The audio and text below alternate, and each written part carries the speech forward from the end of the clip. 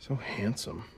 So angry. Thundercats is a science fantasy cartoon series about humanoid cat aliens who fly spaceships but also have a magic sword. And I love it so much. The original cartoon series debuted in 1985, but I watched it years later on the Cartoon Network. The show was rebooted in 2011, but I never watched it. I didn't pay much attention to the reboot when it came out. So I thought it would be fun to rewatch and recap the first episode of the original 1985 Thundercats and the first episode of the 2011 reboot. I'll let you know now that the results of this assessment may surprise you. I did not have a Thundercats shirt, so I have to wear a He-Man shirt. Just making do with what I have. Also, if it looks like I'm sweating, that is because I am sweating. So let's start with the original 1985 cartoon. Thundercats are on, Thundercats are loose. Magic, hear the roar, Thundercats are loose. The theme song is so on point. There's so much action and mystery just in the intro. Shall I awaken Lionel? No, why upset the child needlessly, Tigra? They're all on a spaceship and naked. It looks weird. Like, I know I shouldn't perceive them as naked because they're covered in fur, but still, I mean, look at how they're drawn. I don't know. The gang's all here. We've got Panthro and Tigra and Chitara and Wily Kit and Wily Cat. Out of curiosity, I looked up when the Kit Kat bar was invented. 1935! And it was originally conceptualized as a chocolate bar that a man could take to work. Okay. Lion-O is going to be the leader, but he's currently a small boy. I believe he's supposed to be 12, but he seems a lot younger. Then their home planet of Thundera explodes! What happened there? It looks like it was in pretty bad shape, and that just doesn't happen overnight. Are they the only survivors? That ship looks pretty big. They could have brought more people. This is the mystic sword of omens and the source of our powers. There's a magic sword. I think that's what always appealed to me as a kid. The science fantasy element. I really like the combination of magic and technology. Even if the origin of the magic is actually just really advanced technology. But I like that combination. On our own planet, you needed no protective clothing or special weaponry. But these raiments and weapons will help protect you. Oh, they're having a special ceremony where they get clothes. They're attacked by mutants, and it turns out that there is a convoy of other ships with more survivors, but we find this out as the other ships are getting destroyed. We just lost one, Jaga. Flagship to convoy! Assume defensive formation! The mutants board the flagship to look for the Sword of Omens, and the Thundercats fight back using their individual powers. If you guys were as mean as you are ugly, then maybe you'd be trouble. Panthro. So, Panthro is strong, and okay, I googled it, and like some random source that I definitely did not fact check says that panthers are the strongest big cat for their size. So, sure. And Chitara is fast like a cheetah, makes sense, and Tigra can go invisible. You know, like tigers do. Despite being a child, Lion-O is still able to wield the sword. I'm not mentioning Snarf, but Snarf is around. Hey, where are you going? Lino needs his sleep. And annoying. Where are they? Let me at him. Snarf, snarf. The mutants are all afraid of this sword-wielding child and retreat.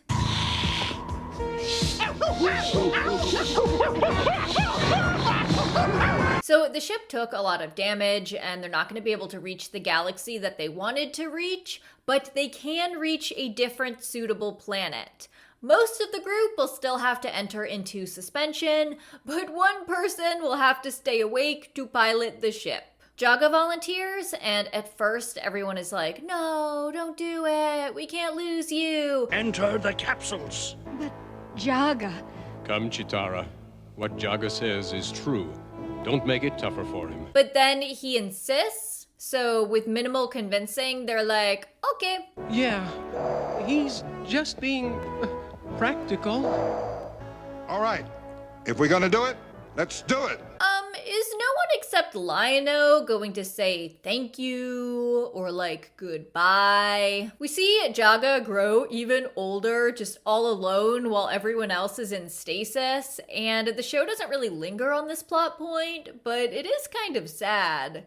And then fortunately he dies a one with the Force kind of death, so they don't wake up to his desiccated corpse. The ship crash lands on their new planet, so I guess they really did need a manual pilot. Lion-O wakes up and is confused because he is now a grown-ass cat man with Channing Tatum muscles despite being in a pod. The suspension capsule. But how did it get to be so small? You look a lot smaller too, Snarf. What's going on? Oh! The mutants arrive shortly thereafter, and Snarf and Lion-O, who has amnesia for some reason. Mutants? They look like, I don't know, like I should remember them. They go to fight them off, but Lion-O doesn't remember the sword or how to use the sword and is just generally being stupid. Good grief, Snarf, what's the matter with you? We're in big trouble here and you bring me another stupid toy? Get away. So the ghost of Jaga appears to be like, hey, stop that. Lion-O, pay heed, for it is your destiny that you hold in your hand. The Eye of Thundera. Now, Lion-O is able to use his catchphrase, Thundercats!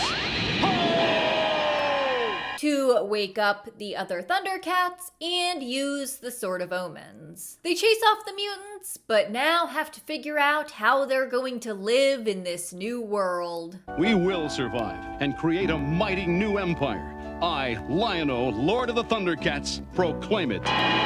Okay, listen. I'm just gonna say it.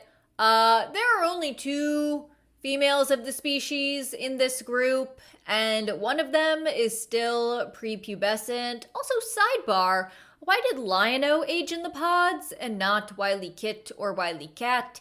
Anyway, you're not really gonna be able to, like, rebuild your society with only 2 women. And a fine figure of a Thundercat you've grown up to be, Lion-O. And so handsome, too. Chitara, no!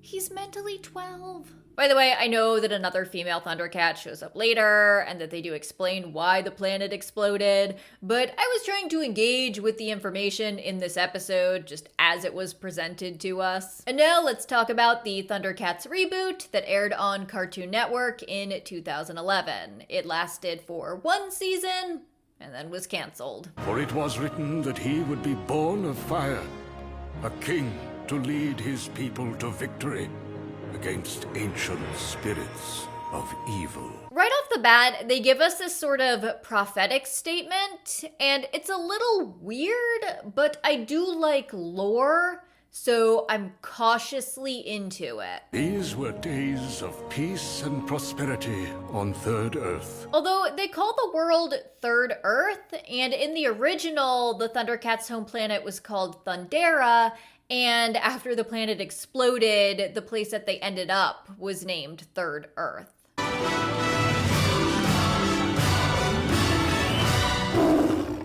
There's no high-octane theme song, because shows don't really do that anymore, which is a crime. So we're getting to see life on Thundera, Third Earth. And we're seeing that Lion-O likes to go sneak around through the rough parts of town, and that he's already kind of a badass fighter. So he's clearly older than 12.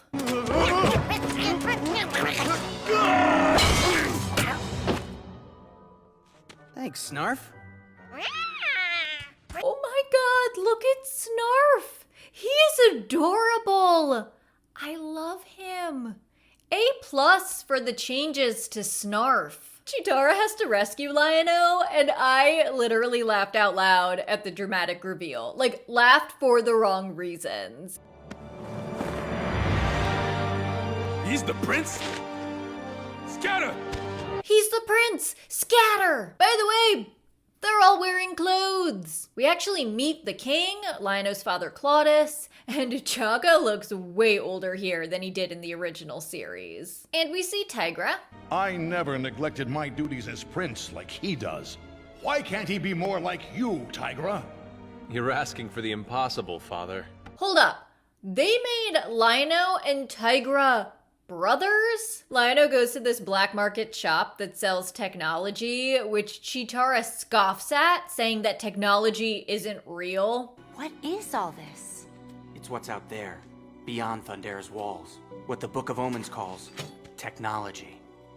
Doesn't everyone think those stories are just fairy tales? How can technology not be real, like as a concept? Because any type of advancement is technology. Like if you have an aqueduct, like that could be technology. How are they defining technology in this world? Maybe they don't even have aqueducts. Maybe they have nothing. They have nothing. All of their methods of building are just sticks. Also, he refers to their home as Thundera, so I'm guessing that Thundera is a city or a country on Third Earth. By the way, there are clearly non-cat people, who I guess would be defined as mutants, living in Thundera. As cubs, we believed the tales about ships that could fly. Maybe everyone else outgrew them, but I didn't. I know there's a bigger world out there. You think I'm crazy, don't you?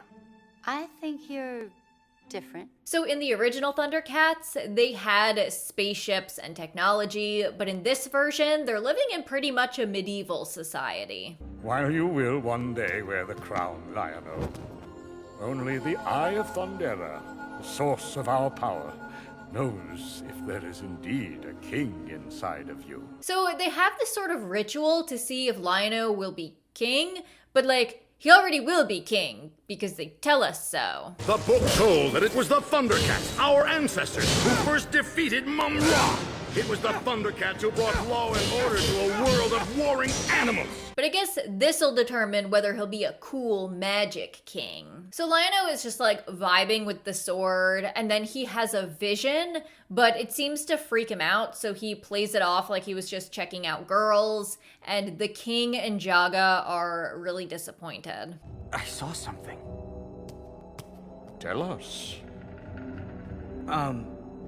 That. Ha, meow. The sword is ready, Lion-O, but you are not.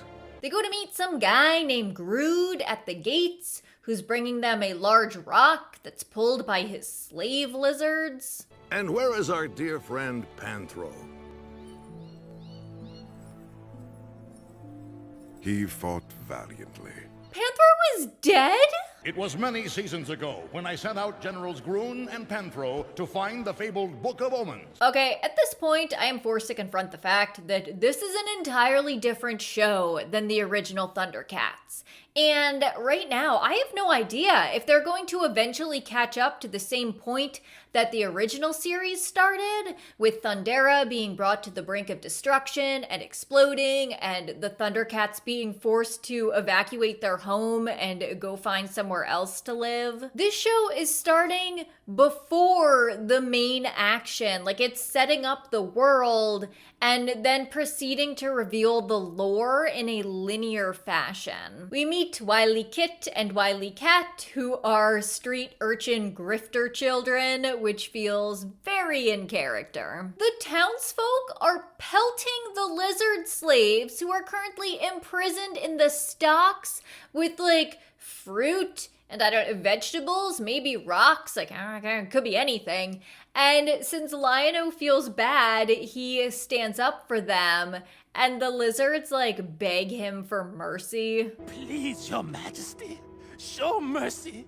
We were only scavenging for food when we were captured as slaves. If we steal your crops, it is to feed our children. Apparently, all the other animals in this world are starving while the cats are hoarding all of the resources. Sounds like my house. Meanwhile, the Thunderans have these gladiator-style games for entertainment, and they set a portrait of Panthro on his chair at the high table, like, I guess as a memorial to him. And he has mutton chops. These games are dedicated to the life of an outstanding general and loyal friend, to Panthro. to Panthro. There's also an indication that they think that Mum-Ra is just a legend. Perhaps what the skeptics say is true. The book's existence is no more real than its stories of technology or Mum-Ra. Once again, the villagers are basically torturing the imprisoned lizard slaves, and Lion-O steps in to stop them, but the angry horde decides that they want to fight him. I'm not gonna let anyone lay a paw on them. Move, lizard lover! Fortunately, Tigra, even though he disagrees with Lion-O, he still has his back, and Chitara also reappears to help. All of us against you two. Make that 3. I guess it doesn't really occur to these villagers that they are basically committing treason by physically attacking the crown prince. When Claudius appears, Lion-O makes an impassioned speech, and the king lets the lizards go. Chitara and Lion-O flirt a little bit up on the battlements, and it's fine because he is not a child in this version. You see? It's just as I said. There is something different about you. Is that why you keep following me? Maybe. We see Snarf being cute, and I am here for it. Was not a fan of the original Snarf, but would walk barefoot across broken glass for this Snarf. Then there's something ominous in the stone, and the episode is over. Because technically the first episode is half of a 2-parter, I decided to watch the second part just to see if it would catch up with the 1985 series. Spoiler alert! No, they do not. The lizards attack Thundera by marching on the city from the outside, but it also turns out that the giant rock inside the city is basically a Trojan horse. So it opens up to release General Slithe and a bunch of other lizards into the city, where they put tracking devices for missiles on the various buildings. It's going real bad for the cats. Their city is now in ruin. I can't believe it, Snarf. Technology was my dream. How did it become my nightmare? So the lizards actually have advanced technology with missiles and guns and bombs and mech suits.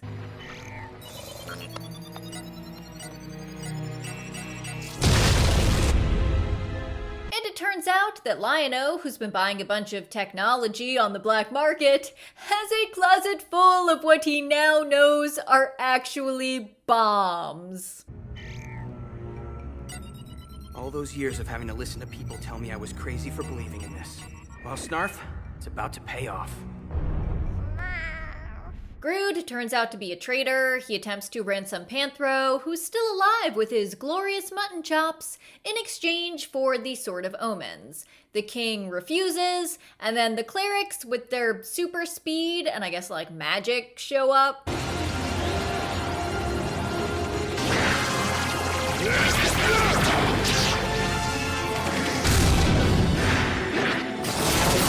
So Panthro is strung up. Claudius and Tigra are surrounded, and then Lion-O appears with just like a bomb.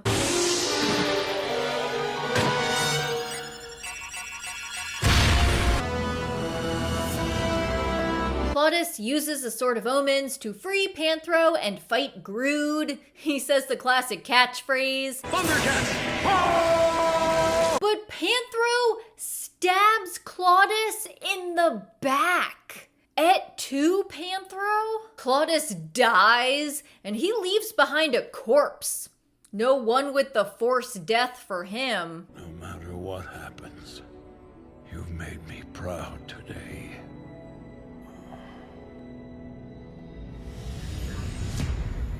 But Panthro wasn't Panthro. He was Mum-Ra, who now seizes control of the ruins of Thundera. Thundera has fallen! Lion-O and Tigra are imprisoned, but one of the lizard slaves who Lion-O freed earlier sneaks him a key and some soup. I brought you a very special meal. Sometimes my decisions bring disaster. And sometimes they bring a key. Mum-Ra tortures Jaga, wanting him to release a spell on the Sword of Omens that prevents Mum-Ra from touching it. Lion-O and Tigra stage a rescue, and Lion-O grabs the Sword of Omens and uses it to cast Mum-Ra out into the sunlight. Mum-Ra! The Ever!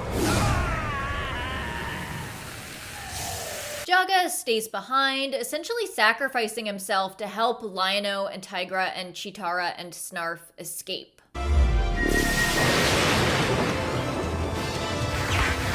So that's thematically consistent with the original series, if nothing else. The survivors are going to try and track down the Book of Omens to help defeat Mum-Ra. This is only the beginning. And that's the end of part 2. So we didn't catch up with the original series like at all. This show is just completely different. It feels like a really elaborate Thundercats AU fanfic. But I will say that it's not bad. I probably would have liked this show if I watched it as a kid or as a preteen. Like, I kind of liked it now as an adult. They also only really have Snarf just make sounds and say the word snarf. And it is a vast improvement over the original series where he would talk and complain. This Snarf is precious, and I love him, and I want one. I also think that altering the ages to make Lion-O a little bit older and the other characters a little bit younger was a good choice, and it avoids the whole creepy, like, 12-year-old in a grown man's body thing. I actually kept watching this reboot cartoon for a couple more episodes after this, and I generally liked it. But once you stop thinking of it as Thundercats, you can appreciate it a little bit more. Though there is like a weird Infinity Stone plotline that kind of just comes out of nowhere, complete with like a golden gauntlet to put them in. It's weird. Also, I looked for 2011 Snarf merch for this video, and I could not find anything. When I searched 2011 Snarf on Etsy, it came back with parts for a Nissan.